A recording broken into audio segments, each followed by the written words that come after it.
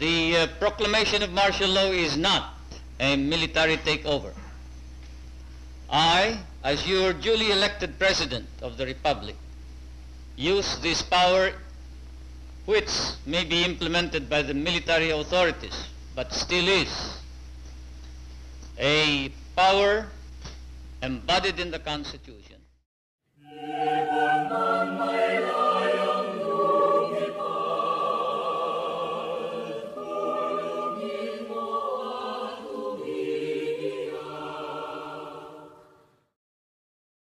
Magandang araw sa inyong lahat. Ngayon, ating tatalakayin ang panitikan noong panahon ng Batas Militar sa Pilipinas. Isang madilim na kabanata sa ating kasaysayan, ngunit isa ring panahon ng masidhing pagkamalikhain at paglaban sa pamamagitan ng panulat.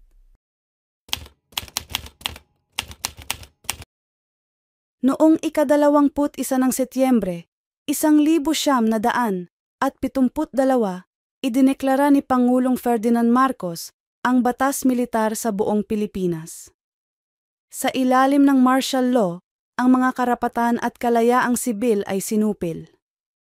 Kasama sa mga naapektuhan ang kalayaan sa pamamahayag at panitikan.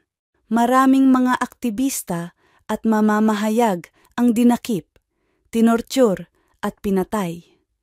Sa kabila ng matinding sensura, umusbong ang isang grupo ng mga manunulat at aktivista na buong tapang na nagpahayag ng katotohanan sa likod ng rehimeng Marcos.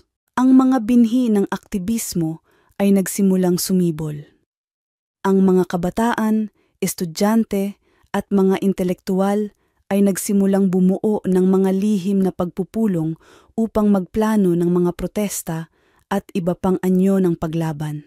Habang lumalakas ang laban sa batas militar, naging madugo ang mga protesta. Maraming buhay ang nawala, ngunit hindi natitinag ang determinasyon ng mga Pilipino.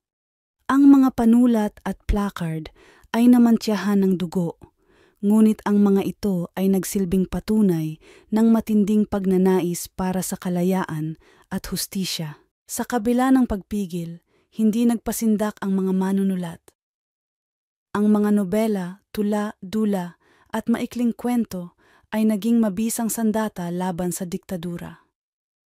Ang mga underground publications tulad ng Pahayagang Malaya at Mr. and Miss Special Edition ay lihim na ikinalat upang ipalaganap ang mga kwento ng pang-aabuso at paglaban.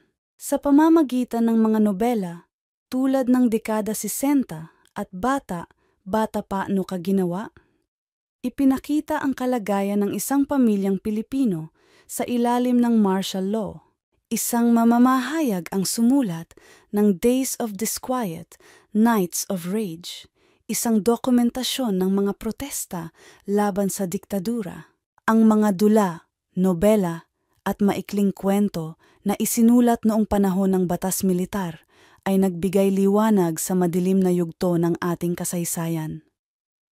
Ang mga akdang ito ay nagsilbing alaala ng mga sakripisyo at tapang ng mga Pilipino. Ang panitikan noong panahon ng Batas Militar ay hindi lamang naging anyo ng paglaban, kundi isa ring mahalagang bahagi ng ating pambansang alaala.